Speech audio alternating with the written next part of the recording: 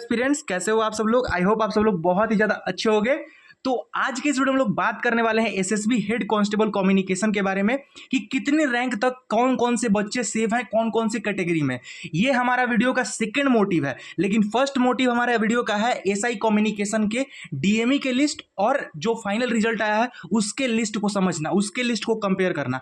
और आप लोगों ने जो मेरे पिछले वीडियो पे इतना ज्यादा प्यार दिया, इतना ज्यादा सपोर्ट दिखाया, उसके लिए मैं आप लोगों को धन्यवाद बोलता हूं। आप लोग इसी तरह से इस वीडियो को देखिए, ध्यान दीजिए और आप लोग को सारा कुछ समझ में आएगा। इसका जिम्मेदारी मैं लूंगा, ठीक है। तो वीडियो थोड़ा लंबा हो जाएगा, तो वीडियो को पूरा एंड तक जरूर देखिएगा। और चैनल पे अगर आप लोग पहली बार आए हो तो चैनल को सब्सक्राइब किए बिना मत जाइएगा। तो चलिए वीडियो को स्टार्ट करते हैं बिना किसी देरी के। सबसे पहले मैं आप लोग को 3-4 क्वेश्चन जो है वो दिखा दे रहा हूं कि ये क्वेश्चन का जवाब आपको इस वीडियो में मिलने वाला है। सबसे पहला जो है दोस्त वो है क्वेश्चन कि डीएमई, आरएमई और डॉक्यूमेंट वेरिफिकेशन की लिस्ट की रैंक कैसे थी। ये जो है दोस्त मैं आपको सब इंस्पेक्टर का बारे में बताने वाला हूं, क्योंकि सब इंस्पेक्टर से हम लोग को रेफरेंस लेते हुए चलना है। उसी तरीके से आप लोगों का हेड कांस्टेबल कम्युनिकेशन का भी फाइनल लिस्ट बनेगा। तो इसको अगर आप लोग समझ गए तो आप लोगों को मेरे को ये नहीं बताना पड़ेगा कि कितने रैंक तक आप लोग सिक्योर हो। आप लोग अगर इतना आप लोग को जानना है तो आप लोग मेरे इंस्टा पे मैसेज करना कि भैया मेरा इतना रैंक है, मेरे कैटेगरी ये है, मेरा नाम ये है, क्या मेरा सिलेक्शन होने का क्या है, वो सब कुछ आप लोग वहां पे मेरे से पूछना। वहां पे मैं आप लोग को बता दूंगा। मैं अपने इंस्टा आईडी को क्या करूंगा, डिस्क्रिप्शन बॉक्स में डाल दूंगा लिंक उसका, ठीक है। तो अभी बात कर लेते हैं कि डीएमई, आरएमई डॉक्यूमेंट वेरिफिकेशन की लिस्ट रैंक कैसे है। ये एसआई वालों के लिए हम बात कर रहे हैं। अभी जो थोड़ा देर वीडियो चलेगा, थोड़ा देर लंबा चलेगा, उसमें एसआई के बारे में बात कर लेते हैं पूरा सब कुछ। एसआई का अगर आप लोग समझ गए तो आप लोग हेड कांस्टेबल को भी समझने में देर नहीं करोगे, ठीक है। दूसरा आपका है कि एसआई कम्युनिकेशन से कंपेयर करेंगे, ठीक है। और किससे कंपेयर करेंगे तो इसके डीएमई के लिस्ट से कंपैरिजन करना है दोस्त, ठीक है। और फोर्थ नंबर जो है कि किस रैंक तक सेफ हो एचसी कम्युनिकेशन में, ये मैंने आप लोगों को बता दिया कि आप लोगों को मुझे बताना तो नहीं पड़ेगा, खैर, लेकिन जिसको अगर नहीं समझ में आ रहा है कि मेरा इतना रैंक है, मैं सिलेक्ट हो पाऊंगा या नहीं, वो मुझे इंस्टा पे मैसेज कर सकता है, ठीक है। अब देखिए, अब यहां से वीडियो का मेन चीज स्टार्ट होता है, तो ध्यान दीजिएगा आराम से, शांति से। और जिसको हड़बड़ी है वो अपना फास्ट फॉरवर्ड करके देख के जा सकता है, लेकिन घाटा उसी को होगा, ठीक है। चलिए स्टार्ट करते हैं। सबसे पहले जो ये दोस्त, ये मैं आप लोग को इसलिए समझाते हुए चल रहा हूं। देखिए, फाइनल रिजल्ट कैटेगरी वाइज आया हुआ है। आप लोगों को पता है कि इस कैटेगरी का कैंडिडेट यूआर कैटेगरी से सिलेक्ट हुआ है, ऐसा दिखा हुआ है। मैं उसको भी आपको दिखाऊंगा, लेकिन आप लोग धैर्य बनाए रखें। पूरा सब कुछ इस वीडियो को देखने के बाद आपको एसआई कम्युनिकेशन और हेड कांस्टेबल कम्युनिकेशन में आपका फाइनल लिस्ट आपको खुद पता चल जाएगा कि मेरा होगा या नहीं होगा, ठीक है। देखिए, ये डिसक्वालीफाइड सीरियल नंबर मैं दिखा रहा हूं, आपको दिखाऊंगा, फिर आपको जो मेन लिस्ट है उसमें भी दिखाऊंगा। अभी लिखा हुआ है, इसको ध्यान से समझिएगा कि जो लिखे हैं वो एकदम फैक्ट के साथ लिखे हुए हैं। ऑन रिजल्ट में 31 नंबर जो रैंक है उस लड़के का नहीं हुआ है, 39 रैंक है उसका नहीं हुआ है, 53 रैंक है उसका नहीं हुआ है। अब आप लोग बोलोगे कि भैया इसके नीचे ये आप क्यों हाईलाइट कर रहे हैं, यहाँ पे हाईलाइट किए हुए क्यों है पहले से।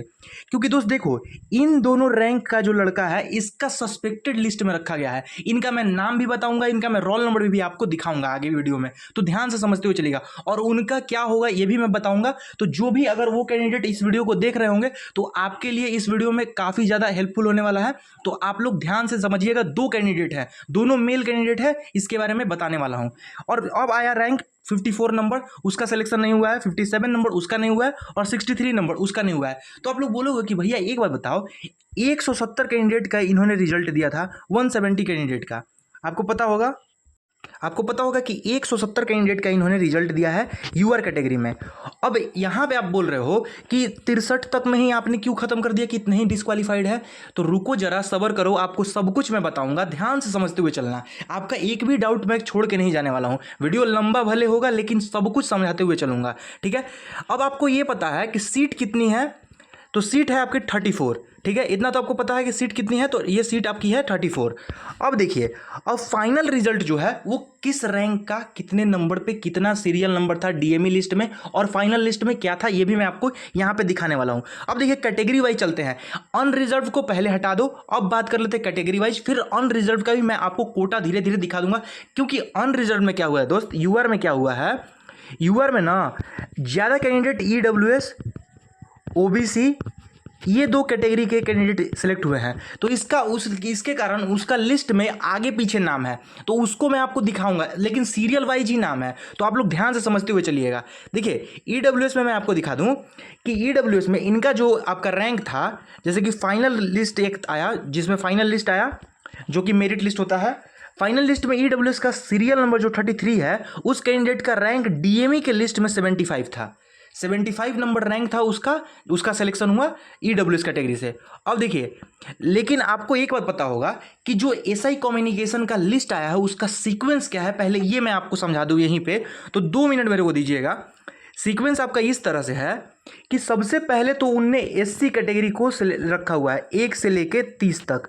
ये मैं आपको आगे बताता, लेकिन अभी मैं इसलिए बता रहा हूँ कि आप लोग सोचोगे कि फाइनल लिस्ट में रैंक नंबर जो 33 है उसका डीएमई में 75 नंबर पे कैसे चला गया। तो इसके कारण मैं आपको वहाँ पे दिखा दूंगा कि ये देखिए 33 नंबर पे ये लड़का था, इसका जो डीएमई का लिस्ट आया था उस पर 75 नंबर उसका रैंक था, समझ गए। जो 34 नंबर कैंडिडेट है उसका 86 था, जो 35 नंबर था उसका 90 था, और जो 36 नंबर था उसका 99 था, और जो 37 नंबर कैंडिडेट था जिसका रैंक था फाइनल लिस्ट में उसका 101 नंबर था सीरियल नंबर। ये बात समझ गए आप लोग ईडब्ल्यूएस कैंडिडेट का। ईडब्ल्यूएस में 5 सीट थी और पाँचों की पाँचों सीट इन्होंने भर दी। अब देखिए यहाँ से हम लोग बात कर लेते थोड़ा सा, जो ओबीसी कैटेगरी का कैंडिडेट है इसमें क्या है कि 9 सीट थी कुल, और ओबीसी में जो फाइनल लिस्ट लगा उसमें 38 नंबर, 39, 40, 41 इनका आप लोग यहाँ पे डीएमई का रैंक देखते चलो कि 74। ये डीएमई के लिस्ट जब आपको मैं दिखाऊंगा तो आपको पता चल जाएगा कि 74 नंबर पे 38 नंबर जो फाइनल लिस्ट था उसमें लगा हुआ है, ठीक है। इसी तरीके से ओबीसी के जो 9 कैटेगरी कैंडिडेट थे उसका मैंने यहाँ पे लिख रखा है, जिसको लग रहा होगा स्क्रीनशॉट लेना वो स्क्रीनशॉट लेकर रख सकता है और बाद में जाके अपना मिला सकता है कि जो मैं गलत लिखा हूँ या फिर सही लिखा हूँ, ठीक है। अब देखिए यहाँ पे अब आ गया एससी कैटेगरी का 6 सीट था और 6 का 6 यहाँ पे मैं लिख चुका हूँ, जो है वो आप लोग यहाँ पे ध्यान से देख सकते हो। अब एससी कैटेगरी में क्या है, मैंने आपको शुरू में बताया कि 1 से लेके 30 तक जो रैंक है वो एससी कैटेगरी का है। तो अब मैक्सिमम कैंडिडेट के मन में आ रहा होगा कि भैया मुझे एक बात बताओ, क्या जो एससी कैटेगरी का कैंडिडेट था वो अनरिजर्व में क्वालिफाई नहीं हुआ है? तो बिल्कुल हुआ है, ठीक है, इसका जवाब आपको मिल गया, बिल्कुल हुआ है क्वालिफाई। लेकिन उसका ये बताइए भैया कि एससी कैटेगरी अनरिजर्व से क्वालिफाई जब हुआ था तो उसका मेरिट क्यों नहीं बना? तो मेरे भाई उसका जवाब ये है कि जो एससी कैटेगरी था, जो लास्ट अनरिजर्व कैटेगरी का कैंडिडेट था जो सिलेक्ट हुआ था, उसका रैंक जो था उसके अगर नीचे एससी कैटेगरी का कैंडिडेट होगा तो उसको कैसे सिलेक्शन दिया जाएगा अनरिजर्व में, वो चाहे किसी और कैटेगरी का कैंडिडेट क्यों ना हो। जैसे मान लो एक एग्जांपल के तौर पे मैं आपको बता रहा हूं कि अनरिजर्व में अगर 7 सीट थी और मेरे को डीएमई के लिए 14 लड़के को बुलाया गया था और 14 के 14 लड़के मिक्स में थे, यानी कि शुरू से 1 से लेकर 7 तक जो थे वो मिक्स में थे, सब कुछ थे, UR, EWS, OBC, SC, ST category के कैंडिडेट सब कुछ थे। लेकिन जो शुरू के 7 कैंडिडेट थे उसमें कोई कैंडिडेट ऐसा नहीं था जो कि एससी एसटी कैटेगरी का कैंडिडेट हो, भले वो 8वां लड़का हो, यानी कि भले वो 8 नंबर पे हो, लेकिन वो 7 नंबर के तो अंदर नहीं ना आया। तो 7 का 7 सीट कौन ले जाएगा? ईडब्ल्यूएस, यूआर और ओबीसी कैटेगरी का कैंडिडेट, क्योंकि वो उनसे ऊपर है, भले वो 8वां नंबर पे हो। तो वो उसका सीट कहाँ जाएगा? वो अपना एससी कैटेगरी में जाएगा, क्योंकि उसका जो कैटेगरी सीट है वो उसमें लेके चला जाएगा। इस कारण से एससी कैटेगरी का कैंडिडेट कोई भी सिलेक्ट नहीं हुआ है यूआर कैटेगरी में। ये मेरे भाई इसका एकदम पुख्ता जो राइट आंसर था, ये इसका राइट जवाब होगा। कोई कुछ और बता रहा है, कोई कुछ और बता रहा है, मैं कुछ देख रहा हूं, लेकिन आप लोग ध्यान दो, ऐसा कुछ नहीं हुआ है। जो मैं लिस्ट के अनुसार जो बता रहा हूं, आगे मैं सीक्वेंस भी आपको अरेंज करके बता दूंगा कि ये सीक्वेंस में आपका एसआई कम्युनिकेशन का फाइनल जो लिस्ट है वो तो बना ही बना है, लेकिन उसका डीएमई का लिस्ट किस रैंक में किस हिसाब से आया था ये भी मैं आपको कंफर्म करके बता दूंगा, ठीक है। इसी वीडियो में ध्यान से समझते हुए चलिएगा। अब देखिए यहाँ पे एससी का बात हो गया, अब थोड़ा हम बात कर लेते हैं, अब थोड़ा बात कर लेते हैं एसटी कैटेगरी का। देखो दोस्त, एसटी में आपके कितने सीट थी? तो 5 सीट थी। एसटी में आप लोग 53, 54, 55, 56, 57 ये 5 रैंक जो थी, इसमें देख लो आप डीएमई के लिए कौन कौन से हुए, 203, 205, 206, 208, 209। ये जो इनका रैंक था ये डीएमई के समय था, यानी कि डिटेल मेडिकल एग्जामिनेशन के समय जो लिस्ट आया था उस समय इनका सीरियल नंबर ये था, और इनका जब फाइनल मेरिट लिस्ट लगा उस समय इनका जो रैंक था वो 53, 54, 55, 56, 57 ये था। और अब जो 2 सीट बचा उसका मैं रोल नंबर और उसका नाम मैं बताने वाला हूँ कि कौन कौन से कैंडिडेट का सस्पेक्टेड में रखा गया है। देखिए 2 कैंडिडेट सस्पेक्टेड है, इनका नाम ये है शीश राम गरवाल, इनका रोल नंबर ये है, और राहुल कुमार इनका रोल नंबर ये है। इन दोनों को सस्पेक्टेड में रखा गया है। ये दोनों अनरिजर्व कैटेगरी से क्वालिफाई हैं। कोई कारणवश इनका सस्पेक्टेड लिस्ट में रखा गया है, इनका बिल्कुल है कि इनको कंफर्म करके इनका नौकरी होगा, ये टेंशन ना ले। आज नहीं तो कल आपको मेल आएगा, कॉल आएगा आपको वहाँ पे, क्योंकि आपको नवंबर में आपका ज्वाइनिंग है दोस्त, ये बात समझ लो। आपका नवंबर में ज्वाइनिंग है, उससे पहले आपके पास ये सब चीज़ें खत्म हो जाएंगी, क्लियर कर दिया जाएगा, तब आपको वहाँ पे बुला लिया जाएगा। ठीक है, इतना बात समझ गए। अब देखिए, अब हम लोग जो बात करेंगे वो ऑफिशियली नोटिफिकेशन, ऑफिशियली जो रिजल्ट, ऑफिशियली जो डीएमई का लिस्ट आया था उसके ऊपर बात करेंगे। अब कोई पेन पेपर से लिखा हुआ कोई भी चीज़ पे बात नहीं होगा, अब सिर्फ ऑफिशियली बात होगा। तो इसके लिए आप लोग ध्यान से समझते हुए चलिएगा, क्योंकि जो जो चीज़ मैंने आपको ईडब्ल्यूएस, ओबीसी, एससी एसटी जितने भी मैंने दिखाई वो आप लोग मानोगे क्यों? आपको जब तक मैं कुछ सबूत नहीं दूंगा तो आप लोग क्यों मानोगे? आप लोग ध्यान से समझो, मैं आपको एक एक चीज़ का पुख्ता सबूत देते हुए चलूंगा कि देखो दोस्त, मैंने आपको ये बताया था, ये ऐसे हुआ है, ये बताया था, ये ऐसे हुआ है। और आप लोगों को अगर समझ में नहीं है दोस्त, तो आप लोग कमेंट सेक्शन में मुझसे पूछ सकते हो, बिल्कुल पूछना, कोई दिक्कत नहीं है। ठीक है, अब देखो यहाँ पे थोड़ा सा बात कर लेते हैं। अब आगे देखो, अब ऑफिशियली बात कर लेते हैं क्या क्या है क्या क्या नहीं। यहाँ पे आपको पता चल जाएगा कि क्या क्या है क्या क्या नहीं, सब समझ जाओगे आप लोग तुरंत। पहले आप लोग यहाँ पे देखो, एसआई सब इंस्पेक्टर कम्युनिकेशन, यूआर में 170 कैंडिडेट को क्वालिफाई किया गया था, ईडब्ल्यूएस में 25, ओबीसी में 45, एससी में 30 और एसटी में 25, टोटल 295 कैंडिडेट को क्वालिफाई किया गया था। 295, अब देखो 295 का लिस्ट कैसे लगा हुआ था, फाइनल लिस्ट और डीएमई लिस्ट, इन दोनों पे बात करते हैं हम लोग, तो ध्यान से समझते हुए चलिएगा आप लोग, ठीक ना। देखिए आगे बढ़ते हैं। ये मैंने दो लोगों का रोल नंबर जो बताया उनका मैं आपको दिखा दूंगा, लास्ट याद कीजिएगा 9054 और 0084। ठीक है, ये मैं आपको दिखाते हुए चल रहा हूँ। रैंक मैंने आपको बताया था कि 39 रैंक पे, 39 रैंक आपको यहाँ पे दिखा रहा हूँ। 39 रैंक आप लोग यहाँ पे देख सकते हो, 39 रैंक 9054, शीश राम घरवाल, संवर गमल, ये आप वो कैंडिडेट है जिसका सस्पेक्टेड में रखा गया था। और एक आपको एक और है 53 शायद रैंक था उनका, मैंने आपको बताया था, ये मैंने वहाँ पे फाइनल लिस्ट लगा रखा है, इसको मैं आपको अभी समझाऊंगा, तो ध्यान से समझते हुए चलिएगा। पहले उन दोनों कैंडिडेट का मैं दिखा दे रहा हूँ आपको जो सस्पेक्टेड है, मैंने कैसे पता लगाया आपको ये भी मैं आपको यहाँ पे बता दूंगा। देखिए 53 नंबर पर उनका देख लेते हैं, राहुल कुमार नाम है, जो 0084 था ये है, इनका कन्फर्म है, जो मैंने आपको पहले बता दिया, इनको कॉल मैसेज ईमेल के थ्रू यहाँ पे बुला के जो भी है वैसे करके इनको ज्वाइनिंग दिया ही दिया जाएगा। अब देखिए, अब बात करते हैं जिसके लिए हम लोग यहाँ पे हैं कि एसआई कम्युनिकेशन में कंपेयर करना है डीएमई और इसके लिए। तो देखो दोस्त, यहाँ पे मैं थोड़ा देर आपका थोड़ा टाइम चाहूँगा ध्यान से समझने के लिए। देखो समझते हुए चलना, यहाँ से जो सबसे पहला जो आपका सीक्वेंस बना है एसआई कम्युनिकेशन का, यहाँ पे मैं लिख देता हूँ, एसआई कम्युनिकेशन के लिए जो सीक्वेंस बना है वो सबसे पहला जो सीक्वेंस है उसमें क्या है, उसमें एससी कैटेगरी का है। दूसरा जो है उसमें क्या है सीक्वेंस, उसमें यूआर कैटेगरी है। तीसरा जो है वो एसटी कैटेगरी है। अब कैसे कैसे है, जितनी सीट जितने को क्वालिफाई करना था एससी में उतने, यानी कि यहाँ पे मैं आपको एक बार और दिखा दे रहा हूँ कि कितने कितने क्वालिफाई किए गए थे। सबसे पहले मैंने क्या बताया, सीक्वेंस एससी को, यानी कि 1 नंबर पे एससी, 2 नंबर पे अनरिजर्व, सॉरी 3 नंबर पे एसटी कैटेगरी। और ये ईडब्ल्यूएस ओबीसी के बारे में कंफर्मेशन मैं इसलिए नहीं दे पाऊंगा क्योंकि कोई भी ऐसा कैंडिडेट नहीं है जो कि ईडब्ल्यूएस या ओबीसी से होते हुए, यानी कि अपने कैटेगरी से क्वालिफाई हो रिटन एग्जाम और उसका नौकरी हो गया हो, कोई भी कैंडिडेट ऐसा नहीं मिला। आपको फाइनल लिस्ट भी मैं दिखाऊंगा, उसमें भी आप लोग खुद बोलोगे कि हाँ भैया ऐसा तो बात आप बिल्कुल सही बोल रहे हो कि ईडब्ल्यूएस से अगर वो लड़का क्वालिफाई था तो उसका ईडब्ल्यूएस में मेरिट नहीं बना है, कुछ कैंडिडेट को छोड़ के, और वो भी कुछ कैंडिडेट कैसे, यानी कि 5 कैंडिडेट जो उसके वैकेंसी है उतना उसमें हुआ है, ओबीसी में उतना हुआ है। ठीक है, उतना मैं आपको समझाते हुए चल रहा हूँ। ठीक है, आप देखो, क्योंकि वो भी कैंडिडेट जो है ईडब्ल्यूएस से क्वालिफाई किया गया है, वो भी यूआर कैटेगरी का कैंडिडेट को ईडब्ल्यूएस में क्वालिफाई कर दिया गया है। एक भी कैंडिडेट ऐसा नहीं है जो कि ईडब्ल्यूएस से रिटन एग्जाम क्वालिफाई हो और ईडब्ल्यूएस में उसका नौकरी हो गया हो। ठीक है, ये बात आप लोग ध्यान में समझते हुए चलिएगा। अब देखिए यहाँ पे बात कर लेते हैं, सबसे पहला जो लड़का है प्रतीक तिवारी, ये लड़का है प्रतीक तिवारी।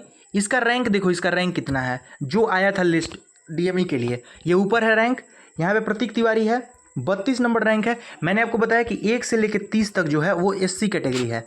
ठीक है, 1 से लेकर 30 तक क्या है, एससी कैटेगरी है। उसके बाद क्या मैंने बताया था कि यूआर कैटेगरी है। देखो प्रतीक तिवारी से भी ज़्यादा मार्क्स थे महेंद्र सिंह के, लेकिन हो सकता है वो एब्सेंट हो लड़का, या फिर हो सकता है कि वो लड़का वहाँ पे अनफिट कर दिया गया हो। वो फिट ना हो मेडिकली, इसलिए उसको आउट कर दिया गया है। तब प्रतीक तिवारी जो है वो टॉप किया है इस वैकेंसी में, ठीक है। अब सीक्वेंस जो है आपका, यही सीक्वेंस चलते हुए आ रहा है। ध्यान से आप लोग देखोगे ना, देखो प्रतीक तिवारी, सुरेंद्र सिंह चौहान, यहाँ पे देख लो प्रतीक तिवारी, सुरेंद्र सिंह चौहान। अब आगे जो सीक्वेंस है वो आप लोग खुद अपने फोन में देख सकते हो, आराम से आप लोग देख लेना। इसका पीडीएफ में आपको डाल दूंगा, आप लोग आराम से देख सकते हो। अब देखो, जो मुझे बताना है वो मैं बताने की कोशिश कर रहा हूँ। 32 सीट आपको क्या किया गया, इनको दे दिया गया यूआर कैटेगरी वालों को, यानी कि 32 जो रैंक तक थे उसमें यूआर कैटेगरी के कैंडिडेट हो गए। यहाँ पे मैं आपको दिखा दे रहा हूँ कि 32 कैटेगरी के तक यहाँ पे प्रदीप कुमार ओबीसी कैटेगरी से यूआर में सिलेक्ट हुआ है, ओबीसी से वो था, यूआर में सिलेक्ट हुआ है सब इंस्पेक्टर कम्युनिकेशन में। अब देखो, मैं इसीलिए आपको बोल रहा था कि ईडब्ल्यूएस का लड़का ईडब्ल्यूएस में सिलेक्ट कैसे हुआ है ये मैं आपको समझाऊंगा, अभी ध्यान से समझते हुए चलिएगा। जैसे यहाँ पे गोविंद सिंह का मैं एग्जांपल लेता हूँ कि ये लड़का ईडब्ल्यूएस से था और ईडब्ल्यूएस में ही सिलेक्ट हुआ है। तो इसका देखो, इसका मैं बता रहा हूँ आपको, ध्यान से समझते हुए चलिएगा। मैंने 33 नंबर के लिए बताया था कि 75 नंबर उसका रैंक है, तो 75 नंबर रैंक हम देखते हैं कि क्या है। 75 रैंक यहाँ पे है, देखो 75 रैंक क्या है यहाँ पे, गोविंद सिंह, यह है 75 रैंक। मैंने क्या बताया आपको कि सबसे पहले एससी कैटेगरी है, फिर अनरिजर्व्ड। अब जो ये गोविंद कुमार है, गोविंद सिंह है, ये किससे सेलेक्ट हुए हैं, तो आप बोलोगे कि भैया ईडब्ल्यूएस से ये थे और ईडब्ल्यूएस से ये सेलेक्ट हुए हैं। जबकि आप एक बात बताओ, जबकि यहाँ पे अभी सीक्वेंस किसका चल रहा है, क्योंकि 170 कैंडिडेट अनरिजर्व से हैं, तो सीक्वेंस किसका चल रहा है, अनरिजर्व का। क्योंकि अभी तो यहाँ पे अगर 201 रैंक तक होगा, यानी कि 31 से लेके 201 तक तो अनरिजर्व होंगे, तो इनका तो रैंक जो है वो 75 में ही है। तो इसका मतलब ये अनरिजर्व से डीएमई के लिए क्वालिफाई थे। जब ये अनरिजर्व से डीएमई के लिए क्वालिफाइड थे और फाइनल सिलेक्शन इनका ईडब्ल्यूएस से हुआ है, तो एचसी कम्युनिकेशन में आप लोग कौन सा ऐसा मंत्र चला रहे हो, आप लोग समझ रहे हो कि ईडब्ल्यूएस से इतना लड़का है, उससे कंफर्म हो जाएगा, उससे ये कंफर्म हो जाएगा। आप लोग किसी के भी बात में मत आओ, मैं आपको पहले बोल रहा हूँ, आप लोग किसी के भी बात में मत आओ। ओबीसी से अगर कैंडिडेट भले एक का दुक्का हो जाएगा, क्योंकि इसमें वैकेंसी काफ़ी कम थी, 5 थी, 6 थी, 10 थी, इस तरह से थी, लेकिन हमारे में वैकेंसी काफ़ी मात्रा में है, तो हो सकता है कि आपका हो जाए। लेकिन अब आपका 100, 150, 200, 500 इतना दूर हो जाएगा ना, तब तो नहीं, तब तो बिल्कुल इस वैकेंसी से मुंह मोड़ लो, अगले वैकेंसी पे जाके जंप करो, उसका तैयारी करो। नहीं तो पता चला कि फाइनल मेरिट का इंतजार करते रह गए, यहाँ पे भी नहीं हुआ, और वहाँ पे जहाँ पे तुमको आगे कुछ बेहतर कर सकते थे वहाँ पे भी तुम कुछ नहीं कर पाए, ठीक है। तो इसलिए मैं आपको यहाँ पे जो आई ओपनर का होता है काम, वो मैं कर रहा हूँ आपके सामने, क्योंकि मैं अगर आपको बजा के एक जगह पे इकट्ठा करके चुंबक की तरह लगे रखे रहूँ, तो इससे मुझे ही फायदा है, क्योंकि मेरा व्यूअरशिप बढ़ेगा। इसलिए मैं आपको बता रहा हूँ, कंफर्म कर रहा हूँ कि आप लोग अगले वैकेंसी पे तैयारी करते रहो। एचसी कम्युनिकेशन के बारे में मैं बोल रहा हूँ, हेड कांस्टेबल कम्युनिकेशन के बारे में मैं ये इसलिए बोल रहा हूँ क्योंकि उसमें वैकेंसी ज़्यादा है। तो हो सकता है कुछ कैंडिडेट का हो जाए, लेकिन सबका तो नहीं ना हो जाएगा। 578 कैंडिडेट, वो भी लकी 578 कैंडिडेट, वो भी रैंक वाइज जो है वो उनका होगा। आप कैसे समझ ले रहे हो कि आपका 1500, 1600, 1700 रैंक है, 1800 रैंक है, इस तरह से आपका हो जाएगा। एग्जाम्पल के लिए मैं बोल रहा हूँ, आप लोग दिल पे मत लेना। हो सकता है कोई मिरेकल हो, ऊपर के सारे कैंडिडेट छट जाएँ तो आपका हो जाएगा, लेकिन ऐसा होता नहीं है। ये आपको भी पता है, ये हमको भी पता है, बस एक दूसरे को फुसलाने बहलाने वाला बात है, ठीक है। तो आप ये देखो कि जो 75 नंबर रैंक पे था लड़का, उसका नौकरी हो गया ईडब्ल्यूएस कैटेगरी से, जबकि वो यूआर कैटेगरी में फाइट किया था, यूआर से वो सेलेक्ट था। किसके लिए, तो डीएमई आर्मी के लिए। तो आप भी ये बात समझ लो कि जो लड़के यहाँ पे कंपटीशन कर रहे हैं हेड कांस्टेबल कम्युनिकेशन में, वो अगर 720 रैंक से लेके 2099 के बीच में हैं और किसी भी कैटेगरी से हैं, तो वो तो उम्मीद रखें कि मेरा हो जाएगा। और अपने कैटेगरी में रैंक 1 से लेके 50 तक के कैंडिडेट अपना वो रखें कि हाँ मेरा भी होने का चांसेस है। क्योंकि अगर एससी कैटेगरी में हो तो 1 से लेके 50 तक, 60 तक, 70 तक, 100 तक भी अपना उम्मीद रखना कि हाँ मेरा हो जाएगा अपनी कैटेगरी में। और 720 से 2099 तक वाले थोड़ा ज़्यादा उम्मीद रखना अपना कि आपका होने का चांसेस है। अगर यूआर से नहीं होता है तो आपका अपनी कैटेगरी से होने का चांसेस बहुत ज़्यादा है। जो कैटेगरी से क्वालिफाई किया है, अपने कैटेगरी से अपने में क्वालिफाई किया है, उससे तो आपका बहुत ज़्यादा चांसेस है। तो इसलिए मैं आपको ये समझाने का कोशिश कर रहा हूँ इस वीडियो में, ठीक है। अब देखो, मैं थोड़ा सा अब एसटी कैटेगरी के ऊपर एससी कैटेगरी से ऊपर चर्चा कर लेता हूँ। एससी कैटेगरी में ये लड़का को देखो, राकेश कुमार वर्मा, ठीक है। ये लड़के का रैंक जो है वो 5 नंबर पे रैंक है, यानी कि उसका रैंक जो है वो 5 नंबर पे। दिखाता हूँ मैं आपको अभी तुरंत रैंक, देखिए ध्यान से। ये देखिए मैंने आपको जिस तरह से बताया है उसी तरीके से है। ओबीसी और ईडब्ल्यूएस का इसलिए मैं कंफर्म नहीं कर सकता हूँ क्योंकि कोई भी ऐसा कैंडिडेट है ही नहीं जो कि ईडब्ल्यूएस का खुद हो और ईडब्ल्यूएस से उसका नौकरी हुआ हो। वो ईडब्ल्यूएस से था, उसका ईडब्ल्यूएस में नौकरी हुआ, लेकिन वो क्वालिफाई जनरल से था। तो कैसे हम बोल सकते हैं कि इतना से इतना रैंक तक ओबीसी है, इतना से इतना रैंक तक ईडब्ल्यूएस है। मैं तुक्का नहीं मारने की कोशिश करता हूँ, ठीक ना। मेरे पास जो इन्फॉर्मेशन होता है वो मैं आपके पास डिलीवर करने की कोशिश करता हूँ। अभी मैं बात करता हूँ राकेश कुमार वर्मा का, जो एससी कैटेगरी से क्वालिफाई था। इसका रैंक 5 था। आप लोग अगर अपने फ़ोन में देखोगे जाके एक बार, तो ये जो है ना वो शुरुआत के ही लड़के जो 10-11 तक हैं यही ख़त्म कर दिए सीट। इसके आगे किसी का नौकरी ही नहीं हुआ। देख लो मैं लास्ट दिखाता हूँ, यहाँ पे मन्नू गौतम शायद लड़का था, उसका लास्ट हुआ था मन्नू गौतम। यहाँ पे देख लीजिए एससी कैटेगरी में अगर आप लोग देखते हो, बात करते हो यहाँ पे एससी कैटेगरी में, तो जसविंदर कुमार मन्नू गौतम, देखो यहाँ पे मैंने बोला था ना मन्नू गौतम, एससी कैटेगरी में इसका सिलेक्शन हुआ है। देवेंद्र सिंह जो है इनका अपने कैटेगरी में ही हुआ है। देखो मैं इसलिए बोल रहा हूँ क्योंकि जो अब रैंक आ रहा है, जैसे कि पहले तो आपको एससी कैटेगरी का रैंक है जो डीएमई के लिए लिस्ट आया है एससी, फिर उसके बाद आपका अनरिजर्व, ये एसआई कम्युनिकेशन का बता रहा हूँ मैं, ठीक ना। पहले एससी, फिर अनरिजर्व, फिर आते हैं आपके एसटी कैटेगरी, और इसके नीचे ओबीसी हो सकता है या फिर ईडब्ल्यूएस हो सकता है, कुछ भी हो सकता है। इसके नीचे दोनों हैं, ओबीसी और ईडब्ल्यूएस, क्योंकि वो दोनों का कोई कैंडिडेट, इसी कैंडिडेट का सिलेक्शन नहीं हुआ है, तो इसलिए नहीं बता सकते कंफर्म कि वो इस रैंक से इस रैंक तक उसका है, इस रैंक से उस रैंक तक उसका है, ठीक है। इतना बात आप लोग समझ गए। अब देखिए जो अब बात कर रहे थे थोड़ा सा यहाँ पे हेड कांस्टेबल कम्युनिकेशन का, मैं बता रहा हूँ आप लोग को, एचसी कम्युनिकेशन, जिसके लिए आप लोग सब लोग इकट्ठा हो यहाँ पे। सबसे पहला उसका मैं सीक्वेंस बता देता हूँ आप लोग को, ध्यान से समझते हुए चलिएगा। उसका सीक्वेंस क्या है, सबसे पहले एससी कैटेगरी है उसमें, दूसरा नंबर पर उसमें क्या है ईडब्ल्यूएस कैटेगरी का कैंडिडेट है, तीसरा जो सीक्वेंस है उसका उसमें है आपके अनरिजर्व्ड, ठीक, और चौथा जो है उसमें आपका है ओबीसी, और फिर जो आते हैं वो आते हैं एसटी कैटेगरी के कैंडिडेट। इसको आप लोग स्क्रीनशॉट लेकर रख लो। इस तरह से आपके सीक्वेंस है, और आपको मैं रैंक भी बता दूंगा कि इतना से इतना तक आपका है। तो आप लोग मुझे इंस्टा पे मैसेज करना कि भैया कितना से कितना तक कौन से कैटेगरी का कैंडिडेट है, कितना से कितना तक। आपको अगर लग रहा होगा कि थोड़ा सा चांसेस कितने हैं भैया ये बता दीजिए, उसके लिए भी आप लोग मुझे इंस्टा पे मैसेज कर सकते हो, फॉलो कर सकते हो, मैं वहाँ पर आपको बता सकता हूँ, ठीक है। तो आशा करता हूँ आपको जो भी मैंने बताने की कोशिश किया, समझाने की कोशिश किया, आपको समझ में आया होगा दोस्त। और अगर आपको कुछ भी नहीं समझ में आया है तो आप लोग मुझे कमेंट सेक्शन में पूछ सकते हो, इंस्टा पे पूछ सकते हो। पर्सनल इंस्टा पे मैं आपको कभी टाइम देता हूँ कि आप लोग उस समय कॉल कर सकते हो, उस समय कॉल करके आप लोग मेरे से बात कर सकते हो, पूछ सकते हो। मैं आपको हर टाइम तो मैं नहीं बोलूँगा कि फ्री रहता हूँ, लेकिन जब भी मैं फ्री रहता हूँ तब भी मैं आपका कोशिश करता हूँ कि आपका जो भी क्वेरी है उसको मैं सॉल्व करूँ, ठीक है। तो मिलते हैं आपसे नेक्स्ट वीडियो में, तब तक के लिए जय हिंद, जय भारत।